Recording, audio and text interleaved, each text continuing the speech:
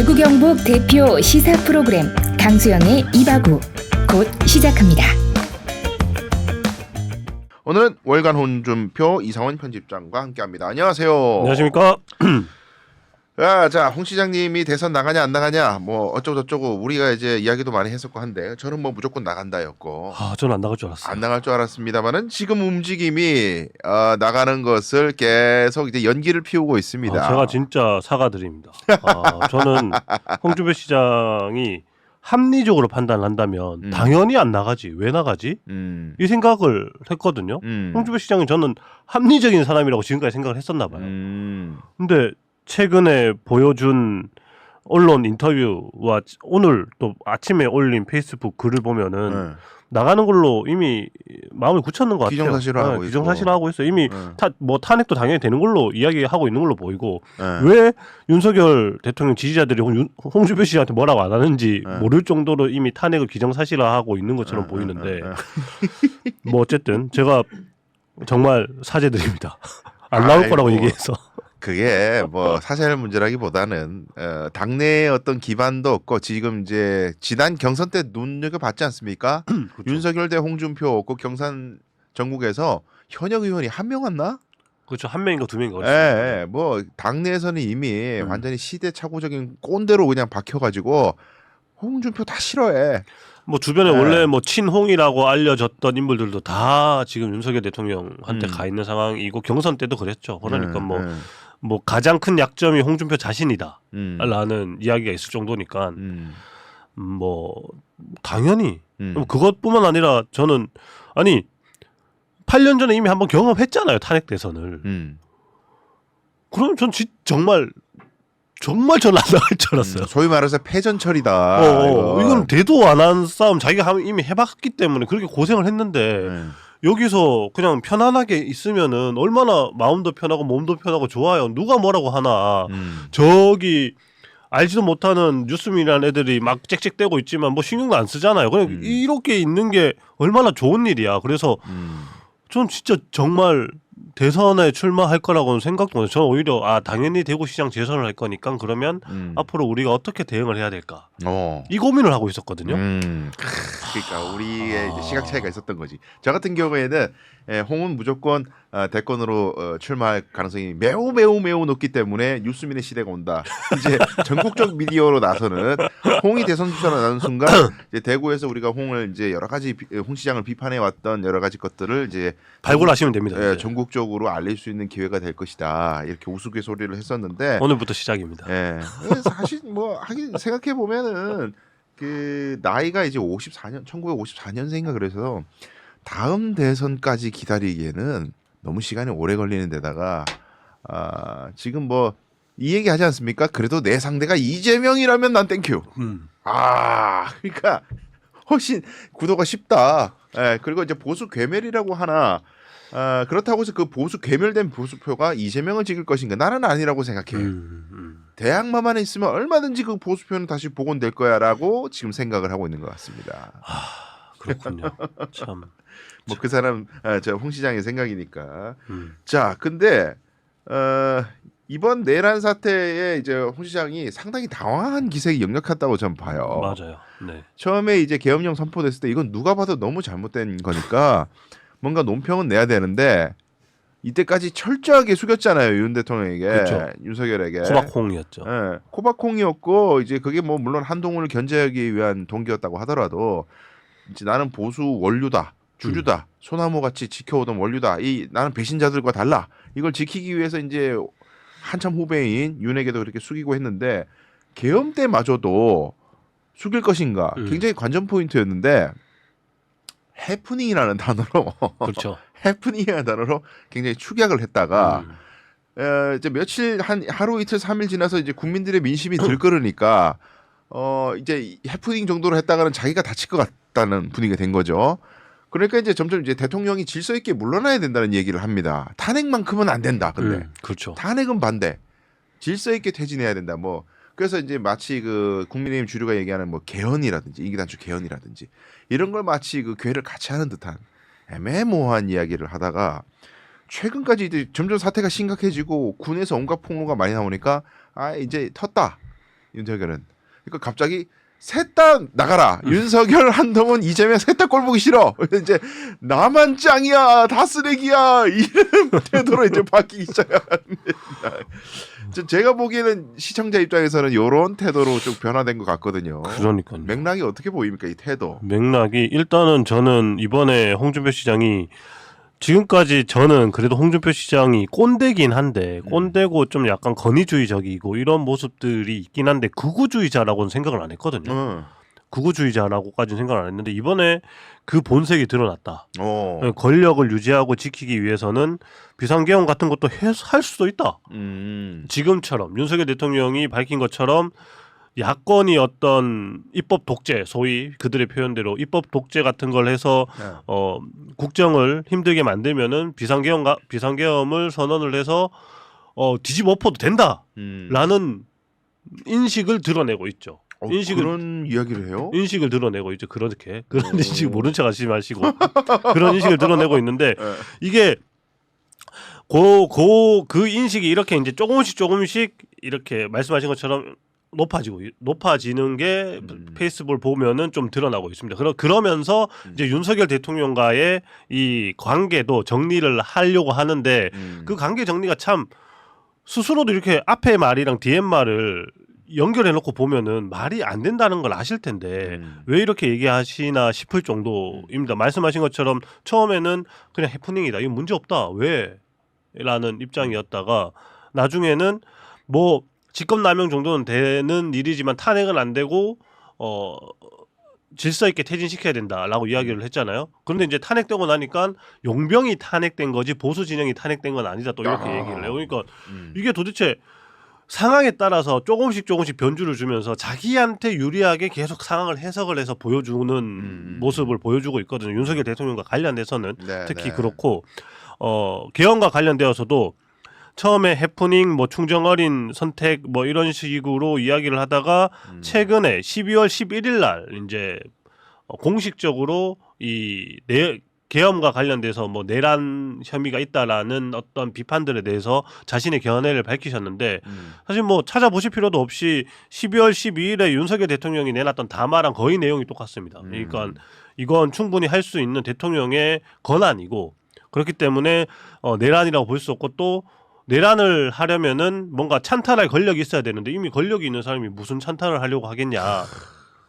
이게 크게 두 가지 논지예요. 내란이 아니다라고 주장하는. 그러면서 직권남용 정도는 될 거고 직권남용도 탄핵의 요건은 된다.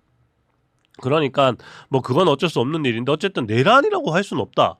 이렇게 주장을 한단 말이에요. 그러면서 그러다 보니까 스텝이 꼬일 수밖에 없는 게 그러다 보니 지금의 이 비상계엄을 할 수도 있는 일. 이제 야권이 저렇게 뭔가 여당과 정부가 하는 일에 동의를 안 해주고 동조를 안 해주고 협조를 안 해주면은 이 정도는 할 수도 있는 일이다라고 깔고 가고 있어요. 결과적으로 홍준표 시장은 우리나라의 헌법을 부정하고 있다. 이렇게 봐야 되겠죠. 특히 이게 더 거슬러 올라가면 더 앞으로 내다보면은 홍준표 시장이 지금 대선 이제 출마 이야기를 공식적으로 하고 있잖아요. 조기 대선에 출마하게 될 거다. 오늘 뭐 4년 할 줄 알았는데 조기 졸업할 것 같다. 대구 시장을 이런 식으로 표현할 정도로 그러면은 탄핵이 된다는 이야기인 건데 탄핵이 된다는 이야기는 뭡니까? 지금 대통령의 비상계엄이 위헌적 조치라고 헌법재판소가 판단한다는 얘기잖아요. 근데 그렇게 할 수도 있다는 주장도 하는 거잖아요. 홍준표 시장은 비상계엄 할 수도 있는 일이지 이렇게 얘기를 한단 말이에요. 그러면 홍 시장 말로 홍 시장이 스스로 자신의 말로 자신은 반헌법주의자다라는 걸 증명하는 꼴이거든요.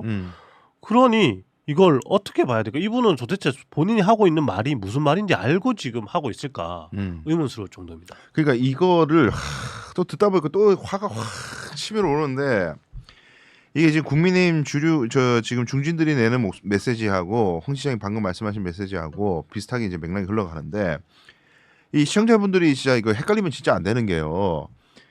이 내란이라는 게 이제 이 사람들 주장은 이겁니다. 무슨 조선 시대 때 왕에 대해서 영모다 얘기하는 그거랑 자꾸 헷갈려 하는 건지 일부러 그게 껴맞추는 건지 모르겠는데 그거하고 다릅니다. 삶이 그래서 그런 것 같습니다. 왕처럼 떠받들고 있기 때문에 그래서 그런 것 같아요. 그게 아니에요, 여러분. 절대 그게 아니에요. 내란죄라는 것이. 자, 국가가 곧 왕입니까? 그 옛날엔 그랬죠. 그럼 왕에 대한 용모만 가능한 거예요. 근데 지금 이 사람들 논리는 한마디로 뭐냐면 대통령이 어떻게 반역을 해? 대통령이 왕인데 자기가 자기를 어떻게 반역을 해? 그게 안 되는 거지.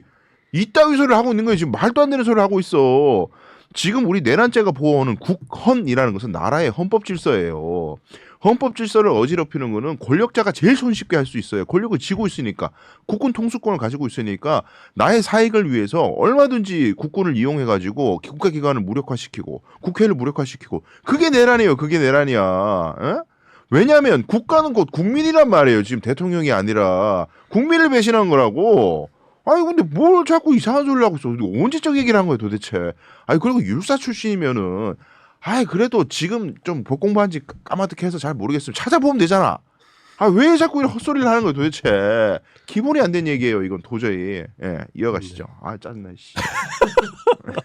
뭐 그렇습니다. 일단 그래서 이렇게 이러한 발언들을 쭉 거슬러 올라가면은 결국에는 네. 홍준표 시장은 윤석열 대통령과 마찬가지로 극우적인 시각을 가지고 있고 어쩌면은 같은 유튜브를 보고 있을지도 모르겠다 싶을 정도이고 그렇기 때문에 저는 궁극적으로 홍준표 시장이 국민의힘의 정말로 대선 후보가 된다면 그래서 그 사람이 대통령이 된다면 이건 윤석열 시즌 2가 될 거다. 그리고 언제든지 계엄 같은 상황이 또 발생할 수도 있다. 왠지 나는 그럴 것 같아요. 그 저는 홍은 아주 카멜레온 같은 사람이라고 생각하거든. 홍 시장은. 네.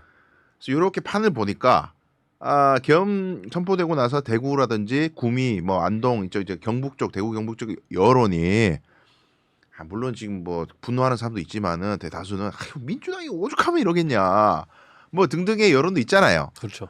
그러니까 분위기가 어쨌든 경선에서 이기려면은 당심을 잡아야 되고 당심의 가장 핵심이 TK 아닙니까? 그럼 TK의 보수 민심을 내가 따라야겠다. 그래가지고 거기를 또 가려운 데를 긁는 이게 제가 보기엔 철학이라기보다는 시류에 맞춰가지고 인기 영합적인 포퓰리즘이 맞습니다. 아닌가 네. 이런 생각도 들어요. 전형적인 포퓰리스트이기도 하죠. 그런 거 냄새 잘 맞잖아요, 홍 씨. 네, 맞습니다. 근데 그게 포퓰리즘으로 할 게 있지. 내란을 가지고 지금 이따위 소리를 한다. 그게 이제 화가 나는 거지. 그러니까요. 이거는 궁극적으로 저는 이렇게 현재의 이 내란을 동조하거나 네. 내란이 아니다라고 자신의 스피커가 큰 사람들이 이렇게 목소리 높이는 건 나중에 관련돼서 뭐 내란 선동 이런 제도 있잖아요. 제목도 있잖아요. 있죠. 같이 처벌해야 되는 거 아닌가 하고 생각이 들 정도입니다. 이건 상식적으로 말이 안 돼요. 정말 제가 순화해서 표현을 해서 상식적으로 말이 되지 않습니다. 상식을 기대할 수가 없는 사람들인가 싶을 정도로. 그리고 이제 홍 시장 입장에서는 지금 곤란해질 수가 있는 게 연이어서 계속 언론들이 지금 파고 있는 게 군 쪽이잖아요. 네. 사실 이번 계엄 이전부터 한참 전부터 계엄을 계획했고 준비하고 있었다. 민주당의 어떤 뭐 예상 감액이라든지 이런 건 이제 요 최근에 대해서 나타난 거기 때문에 그걸 가지고 이제 계엄령 선포의 명분으로 만들었지만은 사실 그 전에 하고자 하는 거는 북한 간의 국지전이었다. 이 얘기가 지금 계속 나오고 있고 김어준이 이야기하는 뭐 한동훈 사살 북한 위장 뭐 이런 것들까지 이거 사실이냐 아니냐 막 논란이 지금 되고 있는데 근데 어쨌든 군에 대한 압수수색이나 전 정부 사령관 그 이름 갑자기 또 생각나네. 그 양반 압수수색 과정에서 뭐 네네네. 노상원. 노상원. 네. 예. 그 양반 그 수첩에서 사살이라는 표현이 나왔다는 속보가 좀 전에 나왔습니다. 그러니까 이게 방금요. 좀 전에 제가 오는 길에 여기 방송 오는 길에 속보를 확인했어요. 그러니까 이거 만약에 계엄 선포를 하기 위해서 북한과의 전쟁을 일부러 유도했다 이런 짓을 만약에 한 것이 사실로 드러난다면 지금 수면 위로 점점 올라오고 있는데 홍 시장이 이런 거에 대해서도 그럴 수도 있지 이럴 거예요. 그렇게 중요한 보수가 지금 핵심 가치로 내세우고 있는 안보, 반공 이런 거에 정면으로 반하는 거 아닙니까? 북한을 우리가 반국가 단체라고 이야기하는 이유가 뭐예요? 북한이 전쟁을 또 일으켜서 우리 국민들을 위협하고 국가 안위를 위협할까 봐 그거 겁주고 뭐 맨날 걱정하면서 사람들 끌어모으고 북한 편이다. 야당은 다 북한 편이다. 종북이다. 그렇게 뭉쳐갖고 살아왔던 그런 행태를 보이지 않았습니까? 근데 지금 아니 대한민국 대통령이 군을 동원해가지고 전쟁을 유도하려고 했다는 게 만약에 사실로 드러난다면은 반국가 세력이지 그게 북한하고 똑같죠 뭐 전쟁의 포화 속으로 우리 국민들을 밀어넣는 거하고 뭐가 달라요? 자기 계엄령 선포하기 위한 명분으로. 그거에 대해서 만약에 사실로 드러나면 그때도 아유 윤석열 그럴 수도 있지. 아유 오죽하면 그랬겠어. 이렇게 동정하시겠습니까? 말도 안 되는. 아니 저는 진짜 합리적으로 생각할 때 가장 이 상황에서 국민의힘이 처치해야 할 가장 베스트는 사실 윤석열 대통령이랑 빨리 손절하는 거잖아요. 그렇죠. 빨리 손절해서 아니 홍준표 시장의 주장대로 용병이니까 빨리 손절해서 쳐내고 우리가 정말 저러는지 모르고 영입을 했어. 미안해. 앞으로 우리 조심할게. 봐줘. 이러면서 완전 납작 엎드려야 그렇죠. 엎드리고 나서 이제 쇄신하는 모습을 보여야 그나마 어떤 다른 선택을 하려고 뭐 소위 이재명 대표에 대한 뭐 부정적인 생각을 가지고 있는 분들이 다른 선택을 할 여지라도 생길 텐데 지금은 같이 한 배를 타고 계속 침몰하는 길을 가고 있는 상황인 거잖아요. 오히려 가속 페달 밟고 있는 것처럼 느껴질 정도로 스피커를 높여서 이건 내란 아니고 무슨 내란이야. 이건 다 민주당 때문이야라고 주장을 하고 있는 게 전 도저히 제 합리성으로는 납득이 안 되는데 저분들은 그게 합리적인가 봐요. 저는 그래서 완전한 다른 세상이다 이거는. 완전히 다른 세상이다. 오늘 제가 박정희 대통령 그 동상 건립하는 현장에도 갔다 왔는데 예. 그 모습이 거기에 다 드러나요. 완전히 다른 세상이 두 개가 이렇게 있습니다. 슬펐어요. 이거 어떻게 해야 되나 걱정입니다. 근데 그래도 우리가 이제 어떤 희망을 보는 것이 지금 동성로나 이제 한일극장 앞이나 이쪽에서 이제 계속 집회가 열리고 있는데 거기 보면은 젊은 학생들, 대학생이나 젊은 사람들이 굉장히 많이 나오고 거기에 보면은 엄마 아빠 잘못 찍었어 이런 거 그렇죠. 말해 엄마 아빠 잘못 찍은 거야. 엄마 아빠의 표를 내 표로 상쇄하겠다 뭐 이런 네. 식으로 네. 얘기를 하더라고요. 네. 거기서부터 변화의 싹이 네. 새싹이 이렇게 많은 사람들이 모여서 목소리를 내고 이게 교육 효과가 있는 거거든. 이런 일을 겪으면서 내가 목소리를 냈는데 만약에 국민의힘이 반성을 하거나 뭐 이런 식으로 이렇게 변모되면은 정치적 효용성을 또 느껴가지고 그쪽에 마음이 쏠릴 수도 있어요. 맞아요. 내가 목소리를 냈더니 듣네. 그러면 여기에 또 호감이 간다고. 그렇죠. 근데 내가 목소리를 냈는데 정면으로 미배하면서 여기를 갖다가 반국가 세력인 것처럼 매도를 한다. 그러면 이 분노감이 이게 강화가 되는 거거든요. 그렇죠. 그럼 젊은 세대들 지금 다 갖다 버리는 거라고. 지금. 상종을 못할 사람으로 낙인 찍히는 거죠. 네. 네. 지금 이제 그렇게 가고 있습니다. 아, 근데 홍 시장은 지금 참 어려운 아주 애매한 줄타기를 하고 있는 것 같아요. 보수 당심의 마음도 잡아야 되고 윤 대통령이 윤석열이 잘못한 거에 대해서 선도 그어야 되는데 아니 욕을 잘하잖아요. 사람을 비판하는 거 아주 타고난 사람 아닙니까? 맞습니다. 한동훈을 전당대회 때부터 지금까지 모욕했던 그 억양과 그 어휘로 윤을 비판해도 사람들이 속이 덜 시원하다니까요. 그 이상으로 하셔야 돼 지금. 한동훈 애라고 아무것도 모르는 철부지라고 막 그거 이상으로 비난해도 사람들이 속이 덜 풀려. 근데 왜 이렇게 애매하게 지켜봅시다. 그렇죠. 계속. 지켜보시죠. 뭐 네. 그냥 용병 버리고 가야 될 용병 정도로만 계속 표현을 하는데 네. 그렇게 해서 시민들의 유권자들의 마음을 얻을 수 있다고 생각을 하시는데 네. 정말 그렇게 될지 한번 지켜보시죠. 그래요. 그래서 국민의힘 침몰해 가고 있는 국민의힘에 홍 시장이 어떤 희망이 되려면 확실한 선긋기 내지는 비판, 자아 성찰 그런 것들이 있어야 되는데 여전히 그런 것보다는 이재명 쓰레기. 나는 이재명보단 나아. 요 얘기만 보인다. 그래서 아직 희망이라고 하기에는 이재명 네. 소위 이제 그분들의 주장대로 이제 홍준표 씨는 그렇게 얘기하잖아요. 난동범이라고 하고 범죄자라고 얘기하잖아요. 난동범과 범죄자보다 조금 나은 게 좋은 거예요? 그러니까. 그냥 근본적인 의문이 드는데 그거보다 좀 나은 게 뭐가 얼마나 대단한 거라고. 그러니까 본인이 잘할 생각을 해야지. 우선 정말 하나하나가 납득이 전혀 되지 않습니다. 그리고 이재명이 잡혀 들어간들 제가 몇 번 계속 다시 얘기하는데 아까도 얘기했지만 이재명이 들어간들 민주당에 사람이 아무도 없습니까? 지금은 상대 진영이 그러니까 민주당 진영이 압도적으로 우위인데 이걸 뒤집어 엎으려면 반성밖에 없어요. 근데 저렇게 자꾸 내란 동조 세력이라는 그 오명에서 못 벗어나고 어정쩡하게 그냥 눈치만 아마 보면서 이제 대선 일이 네. 잡히면 대선 일 한 하루나 이틀 전에 이제 저쪽에 뭐 강화문 광장에서 다 모여가지고 무릎 꿇고 절할 겁니다. 석고대장 석고대장 한 번만 살려주십시오 하면서 지금 그때 뭐, 돼서 하겠죠. 지금 뭐 정강훈 목사 쪽은 뭐 3천만 명을 동원해라 뭐 이런 명을 내리고 있다는데 강화문에 3천만 명이 나와야 된다. 3천만 명이면 우리 성인들은 다 나와야 되는 거 아닌가요? 네, 뭐 전국 기독교인들을 다 모아야 된다고. 나는 안 갈 거야. 나는 교회 집사지만. 나는 안 가해. 대단한 짓거리를 또 하고 있습니다. 자, 근데 우리가 이제 주목하는 포인트가 있습니다. 홍 시장이 이제 대권 주자로 가더라도 가장 염려되는 지점 중 하나 명태균입니다. 명태균. 네, 네. 왜냐하면 명태균이 둘은 적어도 내가 보내겠다라고 하는 리스트에 1번 홍준표, 2번 오세훈이거든. 내가 이 둘은 보내겠다. 뭐라고 했죠? 뭐 그렇게 뭐 계속 이야기를 하면은 뭔가 적나라한 표현을 썼었는데 제가 기억이 잠깐 안 나네요. 예, 그러니까. 뭐라고 했었는데 예. 찾아보겠습니다 제가. 하여튼 그래서 지금 그 녹음 파일 같은 게 많이 나왔대요. 창원지검이 확보한 녹취가 굉장히 많고 소위 말하는 황금폰이라고 했던 거기에서 많은 자료가 나왔다고 하는데 거기 내용 같은 것들이 아직까지 이제 검찰이 풀고 있지는 않습니다만은 뜨문뜨문 풀고 있습니다. 네네네. 뭐 예를 들면은 대통령의 김명선 주라니까 말이 많네. 그 녹취의 풀 버전이 있다. 거기 풀 버전에는 윤상현에게 대통령이 이야기했다라는 윤상현이라는 이름 석자가 나온다는 얘기를 명태균의 변호인 입에서 나왔는데, 그렇죠.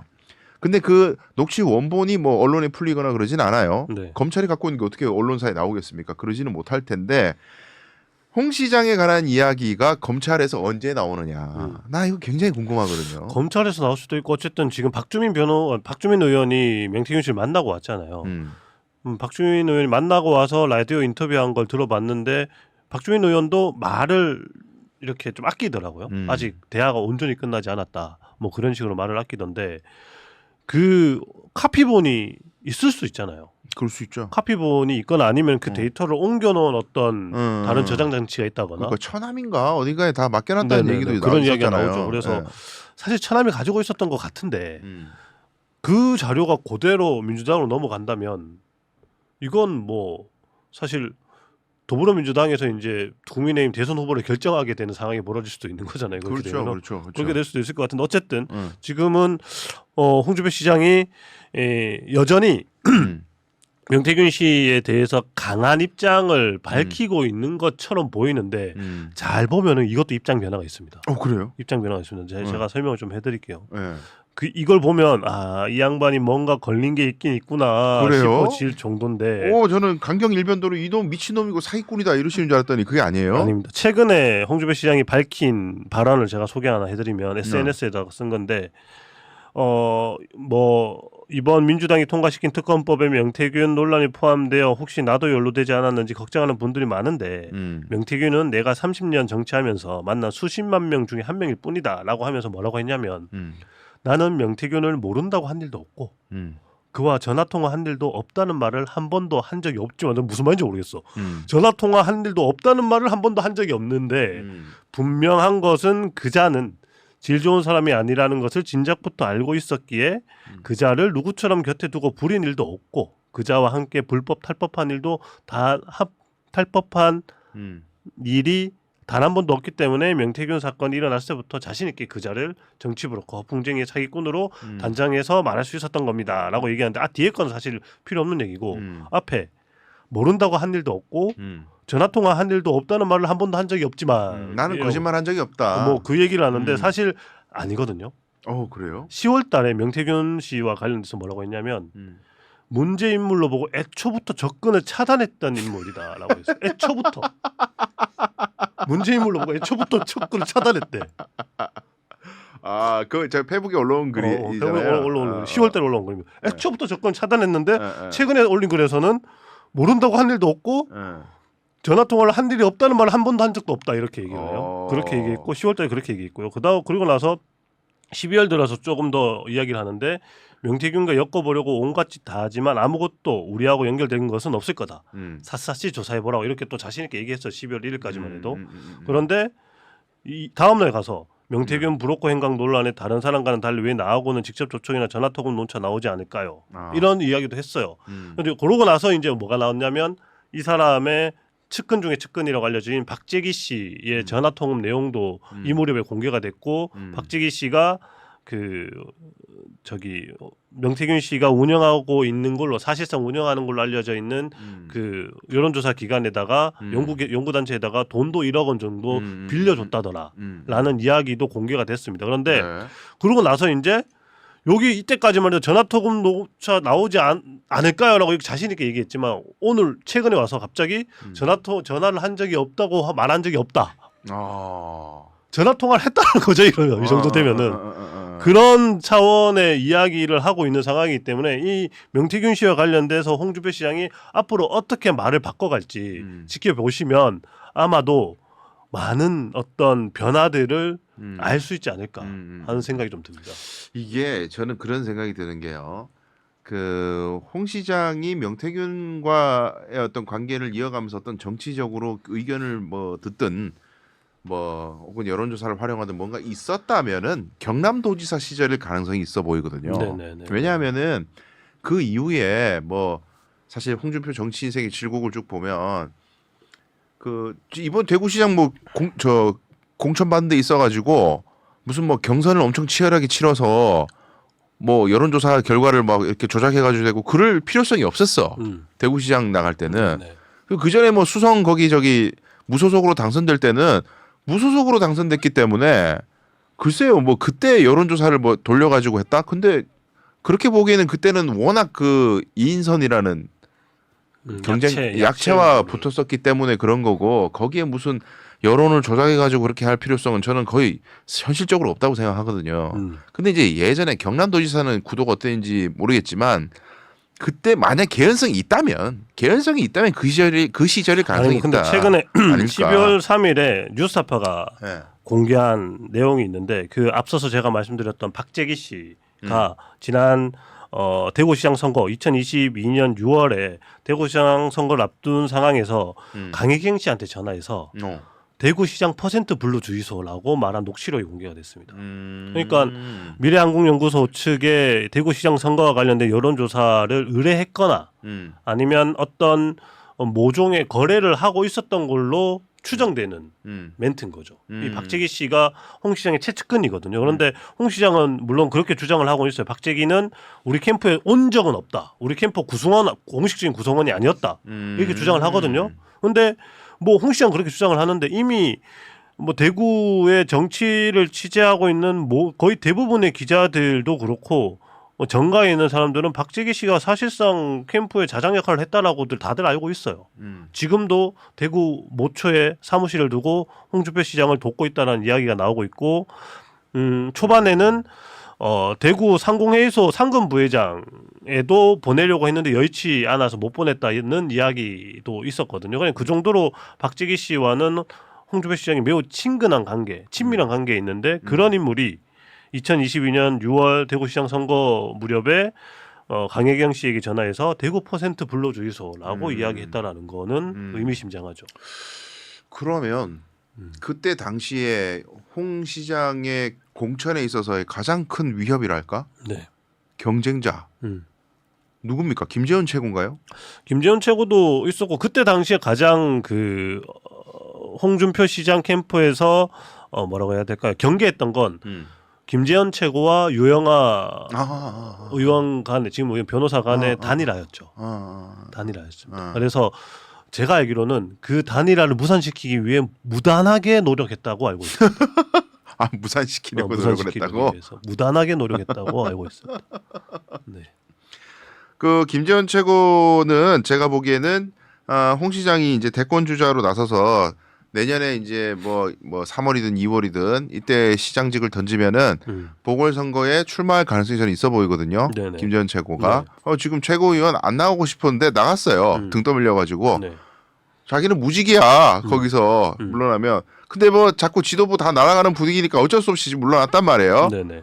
그럼 다음 행보는 어딜까? 지방선거를 건너뛰겠습니까? 안 뛰죠. 무조건 출마하거든요. 네네. 출마한다면 대구시장이다. 제가 보기에는. 무조건이죠, 그거는. 네. 그러면 대구시장에 나서면서 또 이제 경쟁을 아마 할 텐데 그 무렵 돼가지고 양심 고백 내지는 혹은 그 어떤 뭐랄까 의혹 제기. 나 사실 좀 이상했다. 충분히 할 수 있죠. 그 전부터 할 겁니다. 아마. 그런 얘기할 가능성이 있지 않을까요? 네, 뭐 충분히 가능하고 뭐 그 전에 아마 이 대선 전국에서 많은 것들이 밝혀지지 않을까. 대선 전국에서도 또 얘기 나올 수 있고. 많은 것이 밝혀지지 않을까. 저희도 뭔가 준비를 해야 될 것 같습니다. 네, 열심히 해야 될 것 같습니다. 그래요. 이거 참 뭐 홍 시장님이 너무 자신 있게 이야기하시기 때문에 아직까지는 저희가 홍 시장을 믿습니다. 아직까지는 믿고 있습니다. 믿고 있습니다만은 시간이 흘러감에 따라 가지고 또 다양한 정보들이 나올 수 있으니까 네. 추이를 지켜보면서 어쨌든 놀랍네요. 기자님 말씀대로 그 확고해 보이는 입장에도 미묘한 뉘앙스의 변화가 보인다는 게. 저는 진짜 그 뉘앙스의 변화가 정말 재밌습니다. 전화 통화 녹음이 왜 안 나올 거예요라고 자신 있게 말했다가 열흘 만에 전화 통화를 한 적이 없다고 말한 적이 없다. 뭐 이런 식으로 이야기를 하는 게. 그럼 이제 창원지검에서 한금폼을 털었다고 하니까 뭔가 나왔구나. 나올 수도 있겠는데 라는 생각하고 연막을 치는 거죠. 칠 수도 있다. 네. 그런 건데 그래요. 하여튼 뭐 지켜보시죠. 명태균이 좀 쉬고 있는데요. 네. 지금 이제 워낙 계엄이라는 중대한 그게 있으니까 이제 좀 있으면은 우르르 창원지검발 여러 가지 정보들이 나오지 않을까. 네, 쏟아져 나오지 않을까. 그때 또 저희가 바쁘게 움직여 보도록 하겠습니다. 자, 여기까지 이상원 편집국장이었습니다. 고맙습니다. 감사합니다.